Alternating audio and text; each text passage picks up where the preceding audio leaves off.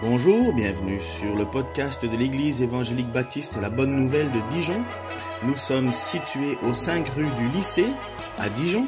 Vous pouvez trouver des informations sur notre église sur le site internet www.la-bonne-nouvelle.org. Passez une excellente journée ou soirée. Les hommes au pouvoir seront toujours en proie à l'abus de pouvoir, la corruption, rien de nouveau sous le soleil. Soit parce qu'ils la provoquent, soit parce qu'ils la subissent. Jésus a parlé de cela, il nous l'a annoncé, et il nous a poussés dans son Église, et il a prévenu ses apôtres de ne jamais prendre cette direction. Et voilà ce qu'il a dit. Ça, c'est une peinture de je ne sais plus qui, un Italien en tout cas. J'ai noté le nom, mais ça ne se voit pas. Mais c'était le procès de Caïphe, et j'ai trouvé un titre qui doit vous rappeler quelque chose. Ça vous rappelle un petit film? Quand même, hein? Mais alors pourquoi l'agneau? Parce que Jésus est présenté comme l'agneau qui ôte le péché du monde. Hein. C'est annoncé dans Ésaïe 53. Et surtout, quand Jean-Baptiste voit Jésus arriver vers lui, au tout début du ministère, il déclame « Voici l'agneau qui ôte le péché du monde ». Et cette fois-ci, maintenant, nous sommes dans la série de Marc, chapitre 14, où Jésus a été arrêté en pleine nuit au Mont des Oliviers, et on l'a descendu. D'abord, il est passé par Anne, qui est le beau-père de Caïphe. Marc n'en parle pas, mais les autres évangiles parlent qu'il est d'abord passé par chez Anne, qui était particulièrement, c'était une période un peu particulière, où ils étaient tous les deux grands prêtres à ce moment-là. C'est comme s'il y avait une passation, mais qui avait pris un peu plus de temps. Et il s'est présenté devant lui, on l'a accusé, et il s'est toujours tu. Hein. Enfin, en grande partie, il se disait, et donc j'ai trouvé le titre « Le silence de l'agneau ». J'ai trouvé ça beau. Et donc, Jésus annonce déjà et enseigne déjà à ses apôtres de ne pas agir dans l'Église comme on agit dans le monde. C'est une bonne nouvelle pour ceux qui sont dans l'Église. Pourquoi? Parce que voici ce qu'il va dire dans Marc chapitre 10, donc quelques chapitres avant ça. Alors Jésus les appela tous auprès de lui et leur dit « Vous savez ce qui se passe dans les nations ? Ceux que l'on considère comme les chefs politiques dominent sur les peuples et les grands personnages font peser leur autorité sur eux. Il ne doit pas en être ainsi parmi vous. Au contraire, si quelqu'un veut être grand parmi vous, qu'il soit votre serviteur. Et si quelqu'un veut être le premier parmi vous, qu'il soit l'esclave de tous. Car le Fils de l'homme n'est pas venu pour se faire servir, mais pour servir lui-même et donner sa vie en rançon pour beaucoup. » Voilà ce que Jésus a déjà annoncé à ses apôtres, qui, eux, étaient contents à un certain moment de pouvoir avoir domination sur les démons, et ainsi de suite, parce qu'il leur avait donné aussi des responsabilités. Mais il dit, attention, c'est pas comme ça que vous devez. Si tu veux être grand dans l'Église, sers, sois au service, sois actif, bouge, fais quelque chose, sois le plus petit, sois l'esclave. Bien souvent, les gens veulent la responsabilité. Oh, pourquoi c'est lui qui est devant? Ben oui, mais vas-y, tu veux être esclave à ma place. Si on leur dit c'est quoi être au service de Dieu, et finalement être plus petit au service de tout le monde, ben les gens ils voudraient un peu moins, quoi. Ils s'empresseraient moins de vouloir voler le pouvoir. Mais dans le monde, c'est pas comme ça. Les gens veulent le pouvoir parce que souvent le pouvoir est lié d'abord à une espèce un ego est démesuré, une volonté d'être admiré, et en même temps, bien souvent aussi, le fait de vouloir se créer un monde dans lequel on est chef autoritaire. Et je vais vous mettre quelques photos de gens que vous allez peut-être reconnaître, mais voici quelques illustres tyrans.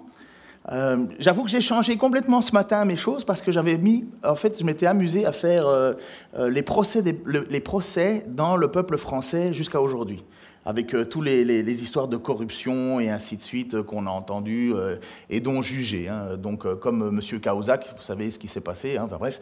Mais je me suis dit non, je pense qu'on a déjà assez de tensions comme ça en France, on va un peu regarder comment ça s'est passé ailleurs. Alors, vous avez reconnu le premier qui est Mao Tse-tung, le deuxième. Et depuis lui, on ne peut plus faire des moustaches comme on a envie, hein, merci. Il a monopolisé la moustache. À côté, vous vous souvenez, Pol Pot, exactement, à côté. Allez, vous n'avez pas d'idée de qui est Tito? Ah ouais, mais il était jeune aussi, hein, des fois. Et puis après ça, vous avez... Ah ben ça, on connaît, hein, Saddam. Puis après ça, nous avons Kim Jong-il, non, le fils de l'autre. Après, vous avez... alors là, lui, j'avais oublié. Donc après Kim Jong-un, nous avons... ah ouais, je comprends que je l'ai oublié. Gurbanguly Berdimuhamedow, président du Turkménistan. Après, nous avons Alexandre Loukachenko, président de la Biélorussie. Puis nous avons Isaias Afewerki, président de l'Érythrée. Et puis nous avons Mswati III, roi du Swaziland. Et puis j'en ai rajouté encore quelques-uns, dont le célèbre Staline, plus belle moustache d'ailleurs. Et nous avons à côté Mussolini. Donc vous avez, l'histoire nous rappelle ces gens-là qui ont été finalement des tyrans, qui ont oppressé les gens. Ils ont fait aussi de bonnes choses, mais ils sont connus plus pour leurs très mauvaises choses. Quand je dis les bonnes choses, c'est parce que le noir et les gens ne sont jamais totalement noirs. Ça veut pas dire, il faut donner et rendre à des gens ce qu'ils ont pu faire de bien, mais le problème de ce qu'ils ont pu faire de bien était bien souvent écrasant, ça a tué des gens et ainsi de suite.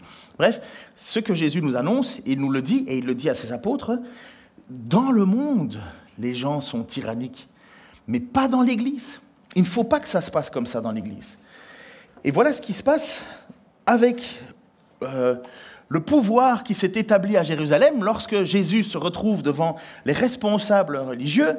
Donc, puisque dans l'histoire de Jésus, il vient de se faire arrêter au Jardin des Oliviers, il était là et c'est Judas qui l'a trahi. On vient l'attaquer avec une cohorte. On pense qu'il doit y avoir environ 650 personnes qui viennent pour attraper Jésus de soir. C'est important tous ces petits détails. Ils avaient des torches, des épées et ainsi de suite.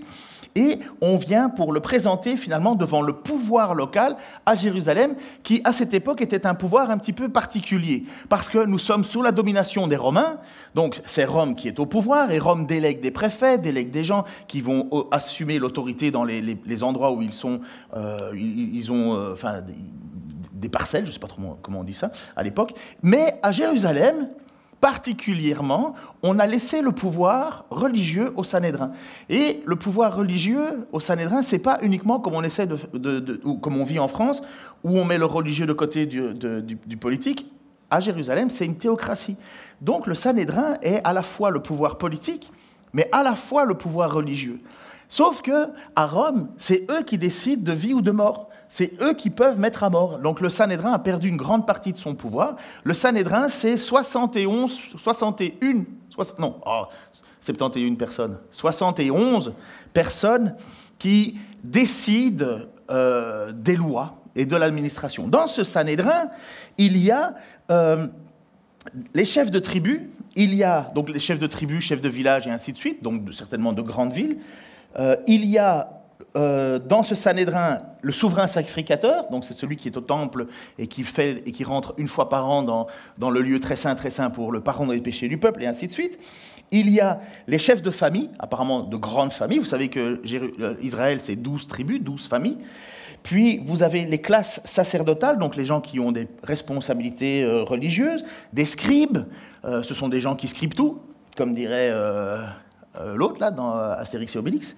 Donc les scribes, ce sont les intellos, on va dire, ceux qui connaissent l'écriture. Et puis vous avez les docteurs de la loi qui sont encore aussi dans ce projet d'écriture. Vous avez les pharisiens, vous avez les sadducéens, vous avez des huissiers et vous avez des serviteurs du conseil. Alors ça, je ne sais pas trop qui étaient les serviteurs du conseil. Les huissiers, ce sont ceux qui font appliquer les lois, et ainsi de suite. Donc tout ça correspond aux 71 personnes qui sont dans le Sanhédrin. Et Jésus va être amené devant ces responsables du Sanhédrin.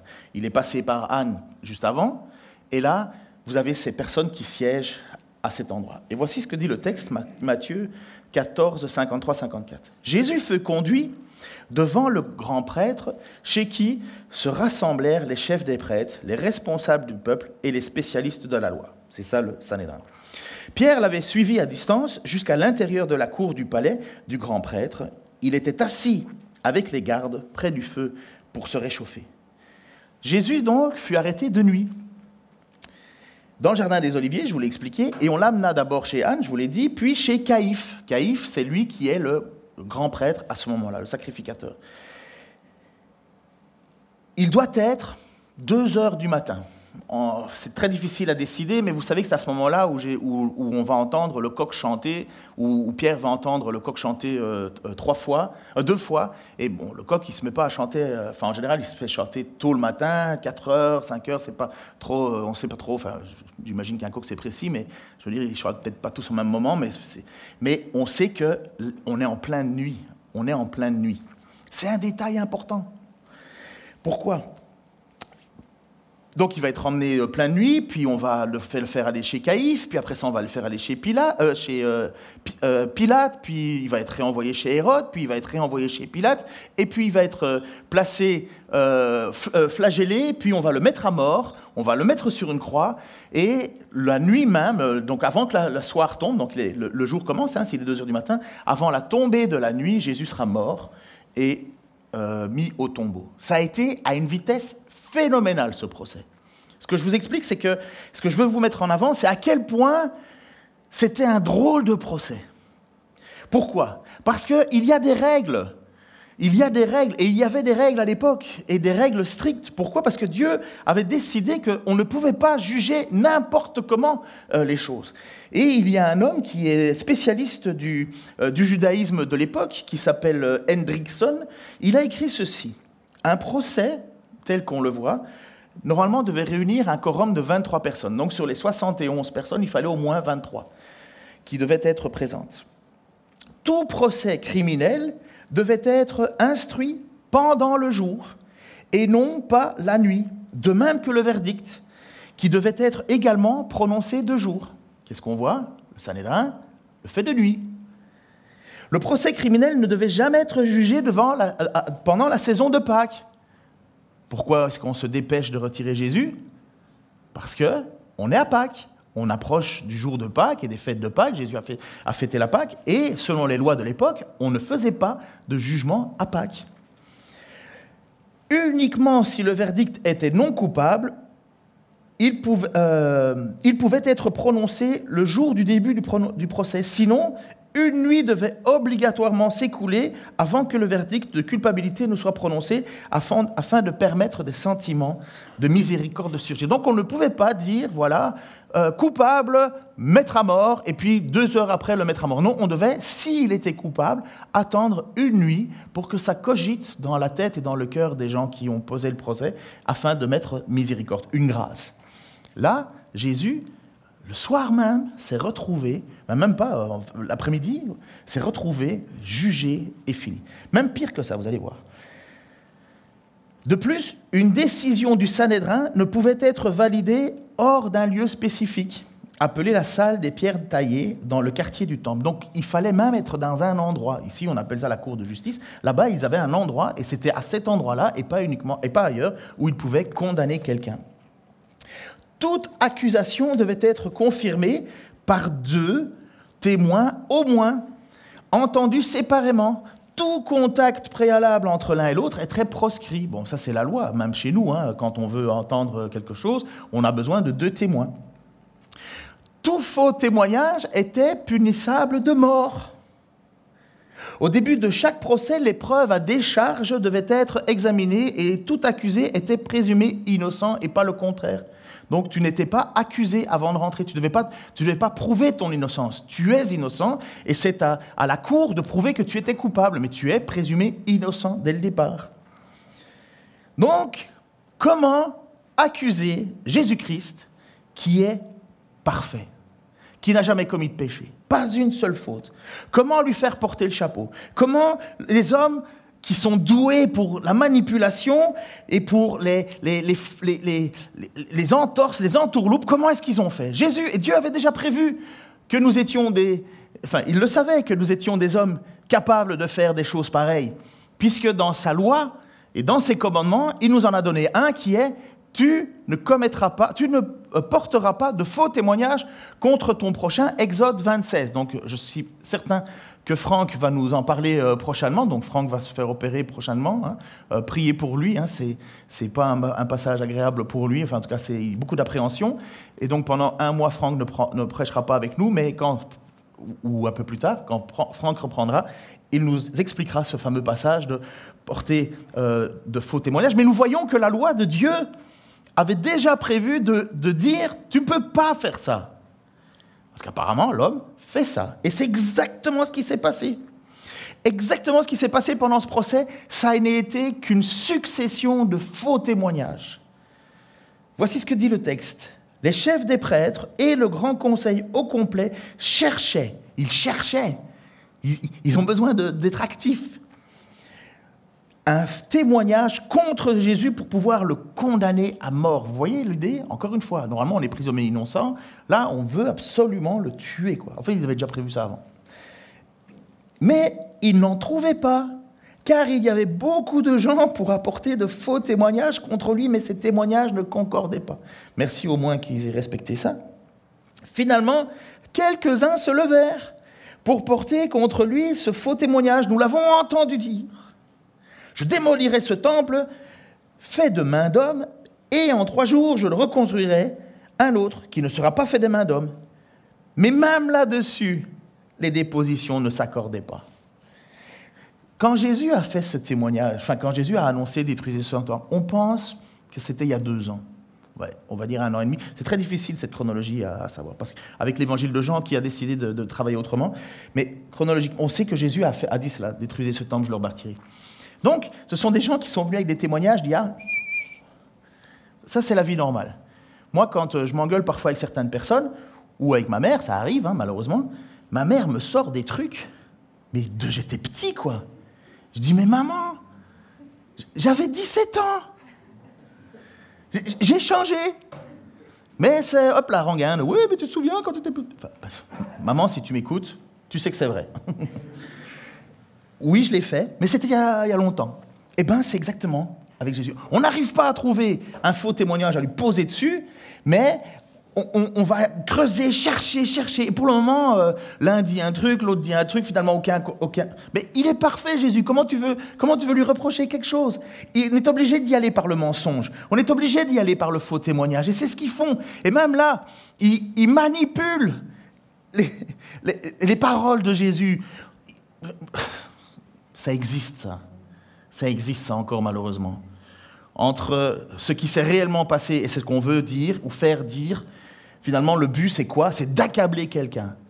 Mais il faut faire attention, parce que dans l'Ancien Testament, faux témoignage, tu meurs, Écoutez ce que dit... alors heureusement, on n'est plus dans l'Ancien Testament, merci qu'on n'est plus sous ces lois-là, mais qu'on est sous la loi de Jésus-Christ, mais écoutez bien ce que Dieu avait prescrit au sujet des faux témoignages. Donc, faites bien attention, je dois faire bien attention.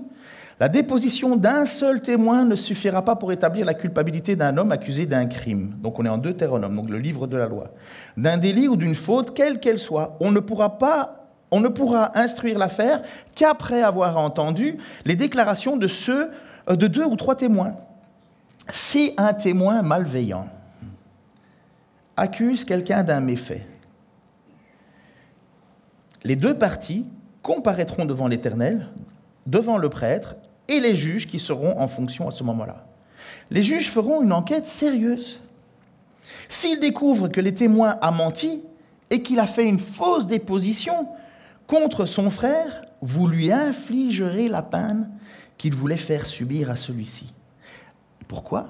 Ainsi, vous ferez disparaître le mal du milieu de vous. Les autres qui l'apprendront en éprouveront de la crainte et on n'osera plus commettre un tel méfait parmi vous. Vous ne vous laisserez pas apitoyer. La règle sera, et vous avez déjà entendu ça, vie pour vie, œil pour œil, dent pour dent, main pour main, pied pour pied. Tu voulais me faire mal, tu vas subir le mal que tu voulais me faire. Si je suis déclaré innocent, le mal va te retomber dessus. Les juges devaient, devant l'Éternel, prendre cette disposition. Ah, ça fait réfléchir, C'est pour ça que Jésus nous a enseigné, ne faites pas aux autres ce qu'on ne voulait pas qu'on vous fasse à vous-même. C'est pour ça qu'on nous dit, ne vous vengez pas. C'est pour ça qu'on nous dit, bénissez ceux qui vous font du mal. Parce que la loi de Dieu n'a pas changé, le principe est toujours le même. Mais si tu veux faire du mal à quelqu'un et le nuire, fais attention. Attention. Et puisque je suis heureux, et j'espère que vous aussi vous l'êtes, c'est que oui, nous sommes sous la grâce de l'Éternel. Oui, Dieu pardonne heureusement ceux qui viennent vers lui et qui se repentent de leurs difficultés. Mais en même temps, ce que je suis content, c'est que Dieu ne tient pas pour innocent le coupable. C'est qu'un jour, le mal qu'on m'a fait, malheureusement, parce que, et peut-être vous aussi, enfin certainement on vous a fait du mal. J'espère qu'un jour Dieu va juger ça, et Dieu va le juger. Dieu va le juger. Dieu ne pardonne pas à celui qui ne cherche pas ou qui ne demande pas son pardon. N'oublions jamais ça. Dieu est un Dieu de justice. Et c'est pour ça que dans la loi que Dieu nous avait donnée, il a dit attention de vouloir donner des faux témoignages. Parce que si tu as fait ça, si tu as manipulé, ça va te retomber dessus. Parce que je ne veux pas, voici ce que Dieu dit, il ne veut pas, ainsi vous ferez disparaître le mal du milieu de vous. Moi, quand je lis ça, ça me fait peur. On réfléchit quand même 2-3 fois. En même temps, ça me fait plaisir, parce que combien de fois je n'ai pas subi des faux témoignages où on change un peu l'affaire dans le but de m'accabler un peu. Mais vous aussi, pareil, on vit sur la même terre. Mais le Seigneur, heureusement dans sa grâce, a fait que dans l'Église, nous pouvons venir, puisqu'on est tous des pécheurs, en disant « Seigneur, oui, j'ai des difficultés. Oui, je n'ai pas obéi à ta loi. Oui, j'ai certainement parfois porté de faux témoignages. » Porter un faux témoignage, c'est dire des choses, la moitié des choses. Parfois, c'est accabler. Et là, merci Seigneur parce que tu me pardonnes. N'oublions pas non plus d'aller demander pardon à ceux que parfois on a fait du mal. C'est une bonne chose aussi. Mais au moins, la justice, la loi qui nous condamne est tombée sur Jésus-Christ et il paye le prix de notre faute. C'est ça la grâce. On ne le mérite pas. On n'a rien fait pour. Mais la loi et la condamnation de la loi est tombée sur lui. Mais donc, vous voyez que le Sanhédrin fait fi de la parole de Dieu. Puisque le texte nous dit que plein de faux témoins sont venus. Le texte ne précise pas que ces faux témoins ont été inquiétés. Finalement, vous voyez, on va juste essayer de concorder. Le texte et la Bible et Deutéronome dit clairement, Dieu dit clairement qu'un faux témoin doit lui faire peser le poids, puisqu'on cherche une condamnation de mort. Le faux témoin devrait être mis à mort. Ben là-dessus encore, le Sanhédrin est complètement corrompu. Ils sont plein de rage envers Jésus, plein de volonté de vouloir en finir avec cet homme. Ils ne savent pas, ils sont jaloux, ils sont mal parce que Jésus à chaque fois les a repris. C'est lui quand même, quand il est rentré dans le temple, n'oubliez pas ce qui s'est passé quelque temps avant, il est rentré dans le temple et qu'est-ce qu'il a fait? Il a choté dans les tables des changeurs d'argent, il a poussé les animaux, il les a fait sortir, il a empêché les gens de traverser le temple parce qu'il a dit, vous avez fait du temple, de la maison de prière de mon père, vous en avez fait une maison de voleurs. Et donc, qu'est-ce qu'il est venu faire? Il est venu déranger les gens qui faisaient de la religion leur profit. Et qui est le chef de cela? Le Sanhédrin, le grand prêtre. Finalement, Jésus, il vient taper là où ça fait mal, dans leur argent, dans leur corruption. Jésus dénonce la corruption. Et c'est parce qu'il y a eu cette dénonciation de corruption qu'il a été et qu'il voulait absolument le tuer. Il n'existe pas de complot aujourd'hui en France. Ça n'existe pas. Ça n'existe jamais. Mais si, ça existe partout, tout le temps, puisque le cœur de l'homme est comme ça. Le Sanhédrin n'a pas la primeur d'être mauvais. La cupidité, l'avarice, la méchanceté, c'est ce qu'il y a dans le cœur de tous et que Jésus vient pour guérir. Il vient pour le guérir par son esprit. Mais c'est en nous.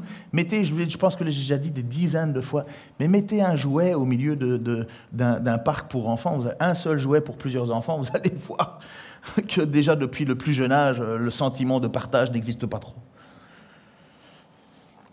Et Jésus vient, et ça c'est tellement incroyable de ce qui va se passer. Le grand prêtre, lui, en a marre. Ça le boue, là, et finalement, quoi, tu voulais détruire le temple? Il se lève, parce qu'il pense avoir la bonne phrase, il pense avoir le bon truc. Et voilà qu'il se lève et il dit ceci. Alors le grand prêtre se leva, donc c'est Caïphe, au milieu de l'assemblée et interrogea Jésus. « Eh bien, demanda-t-il, tu n'as rien à répondre au témoignage qu'on vient de porter contre toi ?» Et Jésus ne dit rien. Le silence de l'agneau. Jésus garda le silence et ne répondit pas. Ça doit l'énerver, le grand prêtre. Je dois le sentir bouillir. Et en même temps, je pense que ça doit faire peser un climat dans cette pièce où tout le monde attend le dénouement. Il est 2h, 3h du matin, Les gens, il doit y avoir, vous savez, la fatigue, l'énervement, enfin une ambiance lourde. Et Jésus, qu'on accuse, ne dit pas un mot. Bouge pas. Alors il continue. Et il l'interroge à nouveau. Et puis il lui pose la question, qui est pleine d'ironie, je trouve, dans cette situation. Es-tu le Messie, le Fils du Dieu béni? Et là, Jésus parle. Et il va parler avec l'autorité du Fils de Dieu. Oui, je le suis. Et il va citer un passage que tous ces religieux connaissent, que tous ceux qui ont crié « Hosanna, Hosanna » quand Jésus est descendu vers Jérusalem quelques jours avant, ils connaissent parce que c'est une citation qui vient du livre de Daniel et qui parle de qui? Du libérateur de Jérusalem, de celui qui va prendre le pouvoir. Ceux qui n'ont pas compris, c'est la manière dont Dieu avait décidé de faire les choses. Mais ils utilisent ce texte parce qu'ils veulent foutre dehors l'envahisseur romain. Ils veulent vivre leur vie, se pensant être élus de Dieu. Enfin, ils le sont, mais je veux dire, ils ne vivent pas comme ils devraient, mais ils veulent retrouver leur autonomie. Et donc, quand Jésus dit ceci, il dit « Vous verrez le Fils de l'homme siéger à la droite du Tout-Puissant et venir en gloire avec la nuée des ciels. » Là, Caïphe, je vais parler en français d'aujourd'hui, il pète un câble. Il craque. Mais vous allez voir, c'est de la pantomime. Oh, c'est de la pantomime. Jésus n'a jamais caché ça.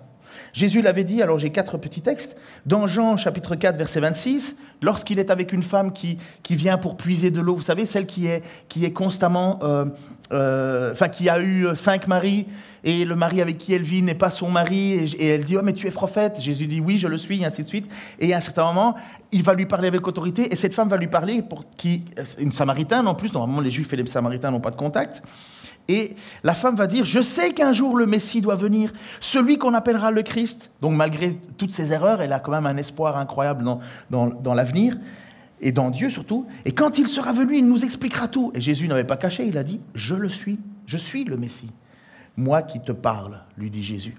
Un autre passage où Jésus va dire, il va mettre en place la question du sabbat. Enfin, il va dire que le sabbat, et merci Franck, tu as prêché là-dessus, Jésus a pris autorité sur le sabbat parce que Jésus est le sabbat. Le sabbat a été fait pour louer Dieu.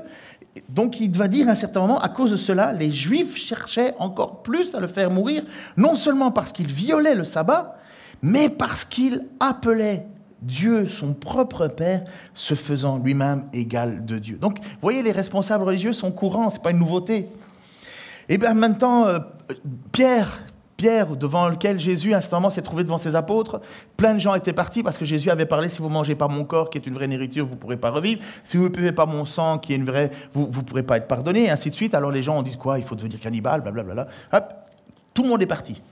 Et là, Jésus va se tourner vers ses apôtres en disant « Et vous voulez aussi partir ?» Et c'est là où Pierre va dire « Mais non, mais non !» Et vous, leur demanda-t-il, « Qui dites-vous que je suis ?» Simon-Pierre lui répondit « Tu es le Messie, le Fils du Dieu vivant. » Et Jésus lui dit « Tu es heureux, Simon, fils de Jonas, car ce n'est pas de toi-même que tu as trouvé cela, c'est mon Père céleste qui te l'a révélé. Et moi, je te le déclare, tu es Pierre, et sur cette pierre, j'édifierai mon Église, ce que nous sommes, contre laquelle la mort, et même pas un Covid-19, 94, 27, tout ce que tu veux, n'éprouveront rien. Et même la mort elle-même ne pourra rien. Je te donnerai les clés du royaume des cieux. Tous ceux que tu excluras sur la terre auront été exclus aux yeux de Dieu, et tous ceux que tu accueilleras sur la terre auront été accueillis aux yeux de Dieu. Puis Jésus interdit à ses disciples de dire à qui que ce soit qu'il était le Messie. Mais il l'a bien dit. Il a juste dit, ce n'est pas le moment de le dire, parce que sinon, le problème, c'est qu'ils auraient attendu un Messie qui délivre Israël politiquement, et ils n'auraient pas attendu le Messie qui vient comme Ésaïe 53 en avait parlé. Ésaïe 53 qui dit « Qui a cru à notre message ? C'est de nos fautes qu'il a été accablé. » Lisez-le quand vous n'allez pas bien, vous allez voir, ça fait du bien. Et là, je vous cite le passage de Daniel. Je regardais dans mes visions nocturnes, sur les nuées du ciel, je vis venir quelqu'un semblable à un fils d'homme. Il s'avança jusqu'au vieillard, âgé de nombreux jours, et on le fit s'approcher devant lui. On lui donna la souveraineté et la gloire et la royauté et tous les peuples, toutes les nations, les hommes de toutes les langues lui apportèrent leurs hommages. Sa souveraineté est éternelle, elle ne passera jamais. Et quant à son royaume, il ne sera jamais détruit. Et les Juifs attendaient, et le Sanhédrin aussi, et les pharisiens attendaient cet homme, ce chef qui allait établir le royaume de Dieu inébranlable. Et pour eux, c'était les Juifs. Oui, ça l'est. Mais les Juifs, selon la foi, comme Abraham, qui a été déclaré juste par une parole, et non pas parce qu'il s'est fait circoncire, et la majorité. Je vais peut-être vous perdre là, mais je vais vous expliquer c'est quoi la différence entre un Juif de cœur et un Juif de tradition. Le Juif de cœur, c'est celui qui fait confiance à Dieu, qui place son espoir en Dieu, comme Abraham. Abraham qui a simplement, il est sorti de sa tente, il a regardé les étoiles, que dans moins d'1 an, je vais pouvoir les voir dans le désert quand je serai à vélo. Mais je rêve de ce moment-là. Mais il est sorti de sa tente, il a regardé les étoiles, il a vu des milliards d'étoiles et il a eu confiance, alors que sa femme était stérile, 80 ans et ainsi de suite. Et juste parce qu'il a fait ça, juste parce qu'il a eu confiance en Dieu, alors que tout poussait à ne pas croire, il a cru. Et c'est à ce moment-là, sur cet acte-là, qu'il a été trouvé juste par Dieu, justifié par la foi. Et quel était le signe finalement de faire partie des Juifs? La circoncision. Mais ce n'est pas parce que tu étais circoncis que tu avais la foi. Il y a plein de gens qui peuvent aller à l'église et ils n'iront jamais au ciel. Il y a plein de gens qui peuvent faire beaucoup de salam alek, mais ils n'iront jamais au ciel, puisque c'est les paroles de Jésus. Ce n'est pas ceux qui disent « Seigneur, Seigneur » qui iront au ciel. C'est ceux qui font la volonté de mon Père. Quelle est cette volonté de mon Père? On revient aux origines de la foi d'Abraham. Une foi. Et Abraham, il n'était pas le meilleur gars du monde. Hein. Une foi, une espérance, une confiance, un abandon, une humilité. Sans toi, je ne peux pas. Voilà, ça c'est la foi. Et donc vous avez tout ce peuple qui attend finalement ce sauveur providentiel, mais eux, ils veulent sauver leur peuple, le peuple des circoncis. Et Dieu est en train de vouloir sauver le peuple des cœurs qui sont vers Dieu, mais qui sont pécheurs. Parce que vous pouvez aimer Dieu de tout votre cœur, il n'y en a pas un seul ici qui, dès la semaine prochaine, ne péchera pas. Je ne suis pas prophète, mais je sais qui on est. Et ça, Jésus est venu sauver. Et eux, ils ne le comprennent pas. Et Caïphe, il va sortir de ses gonds. Il va faire du cinéma, de la pantomime. Ça, c'est quand vous avez une dispute et vous en avez quelqu'un qui dit « Ah bon, c'est ce que tu as dit à mon sujet !» Et alors, il part dans une espèce de tir. Il essaye de se donner raison. Et alors, le Caïphe, qu'est-ce qu'il fait? Il prend ses super beaux vêtements de Caïphe, de Monsieur Caïphe, et il déchire ses vêtements qu'il n'a même pas le droit de faire, selon la loi. Il déchire ses vêtements, voilà ce qu'il dit. Alors, le grand prêtre déchira ses vêtements en signe de consternation et s'écria « Qu'avons-nous encore besoin de témoins ?» Ben ouais, tant mieux, il n'y en a pas un seul qui tient la route. « Vous avez entendu le blasphème. Quand concluez-vous ?» Tous alors le condamnèrent en déclarant passible de mort. Quelques-uns se mirent à cracher sur lui. Ils le recouvrirent le visage et le frappèrent en lui disant « Hé, fais le prophète, qui c'est ?» Donc on le cache et on tape... On le cache et on le tape dessus. Alors c'est qui? Jésus connaît le nombre de cheveux qu'il y a sur leur tête. Et il frappe, et puis les gardes de saisir de lui, et il le frappait. Il soufflétait, ça veut dire il donne des tapes. Est-ce que vous croyez que Caïphe, il est vraiment blessé pour Dieu? Est-ce que vous croyez vraiment que Caïphe, il est là en train de dire « Oh, Dieu Tout-Puissant, qui a œil, comment je suis mal, t'as vu? Il dit que c'est toi. » Est-ce que vous croyez une seule seconde à son hypocrisie? Allez, même derrière votre masque, vous pouvez dire non.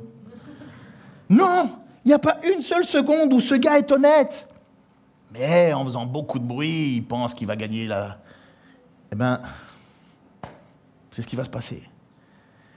Notre Seigneur, le Fils de Dieu, qui a dit à Pierre, range ton épée, quand Malchus a voulu l'attraper, et que Pierre a coupé l'oreille de Malchus, range ton épée.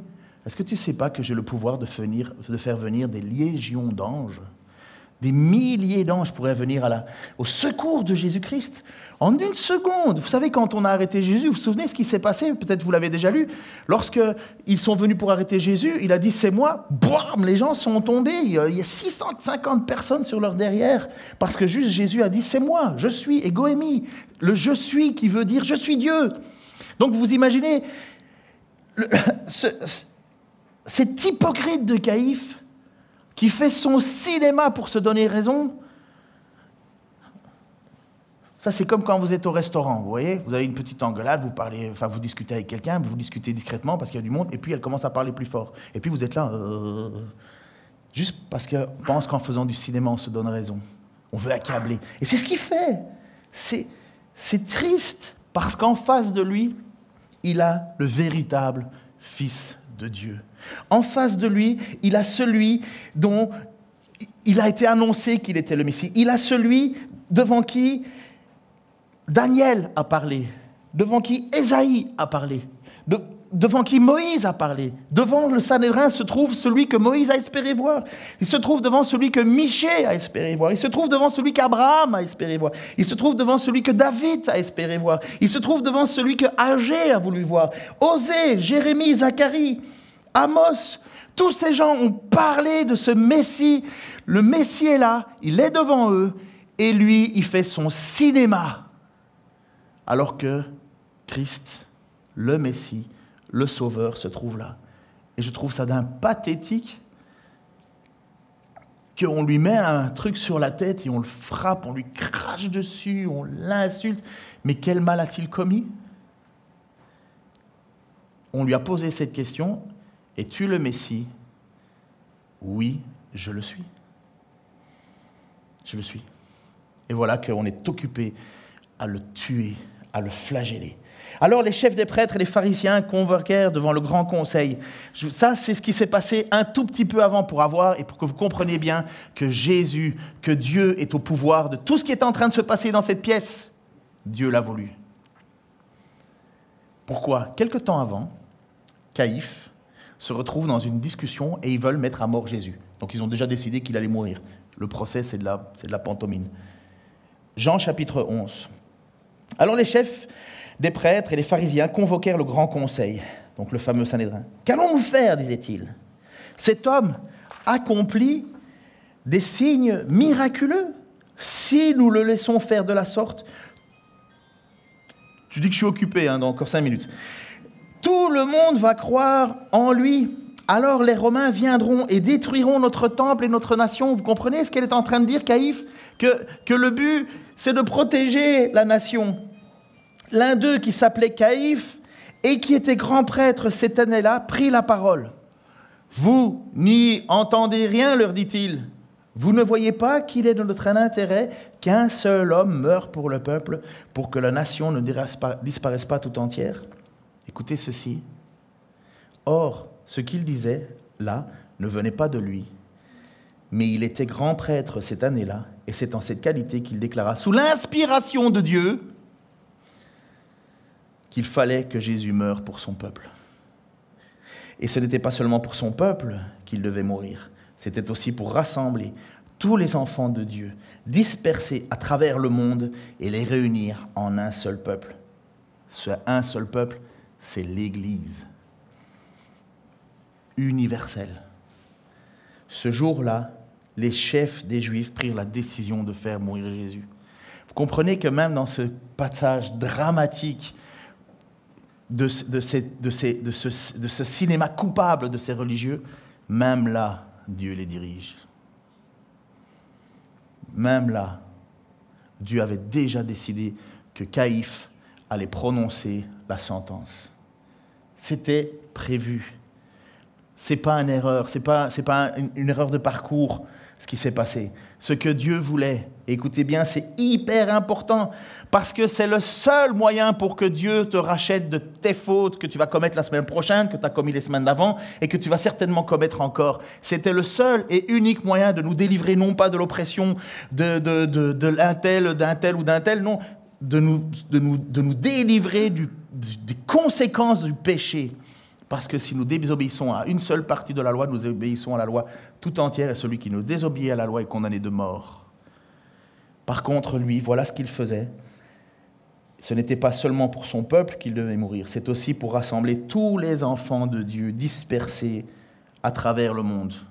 Ça veut dire, à mon avis, Dijon aussi. Et les réunir en un seul peuple. Nous avons accueilli par les baptêmes encore des nouvelles personnes. Que Dieu continue, la semaine prochaine, enfin, tous ceux qui se tournent vers Jésus, qui demandent pardon, sauve-moi de mes fautes, eh bien Dieu les accueille dans son peuple, dans son peuple, dans son peuple. Et à ce moment-là, Caïphe, il était en train d'accomplir le plan de Dieu. Quelle ironie, quelle méchanceté, je termine, quelle méchanceté, quelle méchanceté de la part de ces gens, et quelle joie pour nous de voir que Jésus a été jusqu'au bout. Il aurait très bien pu les anéantir, il aurait très bien pu leur dire « mais j'ai jamais dit ça, c'est vos témoignages ». Non, il s'est tu. Et quand on lui a demandé « mais qui tu es ? Es-tu le Messie ?» « Je le suis ». Et c'est parce qu'il a déclaré ça qu'on le met à mort. Finalement, on le met à mort, non pas sur une fausse accusation, sur quelque chose de vrai, et dont eux n'ont pas vu. Et puis pour toi, qui est Jésus ? Est-ce qu'il est le Messie ou pas ? C'est toute la question, hein. Est-ce qu'il est véritablement le Messie ? Mon texte pour finir, Jésus va se retrouver plus tard, et on va venir là-dessus, mais Jésus va se retrouver devant Pilate. Pilate qui est ce proconsul, enfin je pense que c'est proconsul, j'oublie parfois les noms. En tout cas, c'est lui qui a le pouvoir à Jérusalem, et c'est lui qui a le droit de vie ou de mort finalement. Il va se trouver devant Pilate, donc c'est comme si je faisais un petit bond, je tease le prochain prédication. Pilate lui dit, « Est-ce à moi que tu ne parles pas ?» Parce que Jésus avait pris cette posture encore de se taire. « Ne sais-tu pas que j'ai le pouvoir de te crucifier et que j'ai le pouvoir de te relâcher ?» Et Jésus lui dit, « Tu n'aurais sur moi aucun pouvoir s'il ne t'avait été donné d'en haut. C'est pourquoi celui qui me livre à toi commet un plus grand péché. » Et qui est en train de commettre ce péché ? Caïphe, qui sous l'inspiration de l'Esprit avait dit, « Ne vaut-il pas mieux qu'un seul homme meure pour tout le peuple ?» Notre Dieu est grand. Notre Dieu nous aime. Notre Dieu fait tourner l'histoire de manière à accomplir sa volonté. Toujours. Le but de Dieu, c'est pas de te rentrer dans ta destinée. Oublie ça, là. Ça, c'est du pipeau, c'est laisser tomber ces bazars, là. C'est n'importe quoi. Là. Non, ce que Dieu veut, c'est de te sauver des conséquences du péché et de réunir sur la terre un peuple qui va vivre dans la persévérance jusqu'au jour de son retour. Soit tu meurs, tu vas dans sa présence, soit il revient et nous serons et nous chanterons des gloires à sa lui. Après ça, la façon dont ça va venir, vous inquiétez pas, ça va bien se passer. Mais notre Dieu a la main, notre Dieu a la main. Il a tout accompli pour te sauver. Alors vous comprenez que louer Dieu, chanter Dieu, glorifier Dieu, merci Nicolas, en plus c'est super mal à l'aise pour lui de parler d'argent, hein, mais glorifier Dieu avec notre argent, glorifier Dieu avec notre temps, glorifier Dieu avec nos chants, glorifier Dieu avec notre vie, que par ma mort, que par ma vie, peu importe ce que je veux, c'est glorifier Dieu. Comprenez pourquoi on le fait ? Parce que Christ a donné sa vie. Seigneur, merci pour ta grâce, merci pour ce plan. Seigneur, si j'avais été à l'époque spectateur dans ce Sanhédrin, Seigneur, qu'est-ce que j'aurais dit ? Qu'est-ce que j'aurais fait ? Qu'est-ce que j'aurais pensé ? Est-ce que j'aurais vu en toi, Seigneur, le Sauveur du monde ? Est-ce que j'aurais vu en toi, Seigneur, comme cette Samaritaine qui espérait qu'un jour le Messie vienne ? Est-ce que j'aurais été comme Pierre qui savait que tu étais le Messie et pourtant n'avait rien compris de ton plan ? Seigneur, et maintenant je suis là devant toi. Et mes frères, mes sœurs et ceux qui ne te connaissent pas sont aussi devant toi. Seigneur, notre vie ne tient qu'à un fil. Tu dis, Seigneur, que c'est toi qui nous donne le souffle de vie. Eh bien, Seigneur, maintenant que tu m'as sauvé, ce souffle de vie, je veux qu'il souffle pour toi. Je veux qu'il chante ta louange. Je veux qu'il lutte contre le péché. Je veux, Seigneur, te servir malgré ce que je suis, ce que je combats. Je veux être, Seigneur, à ton service. Et si tu m'appelles à faire ça, je le ferai. Si tu m'appelles à faire autre chose, je le ferai. Mon plus grand obstacle, Seigneur, c'est moi. Toi, Seigneur, qu'on a accusé injustement, moi qui ne supporte pas d'être accusé injustement. Toi, tu n'as rien dit, tu t'es tu. Parce que tu es le Messie. Tu es le Fils du Dieu vivant. Je te remercie que tu t'es révélé, Seigneur, à beaucoup de monde et que tu te révèles encore. Et je te prie, Seigneur, que tu nous utilises pour te révéler. Nous ne le méritons pas, nous sommes maladroits, nous ne savons pas faire les choses. Mais toi, tu nous utilises. Comme tu as utilisé Caïphe pour tes plans, utilise-nous pour tes plans, pour que ton nom soit glorifié. Amen.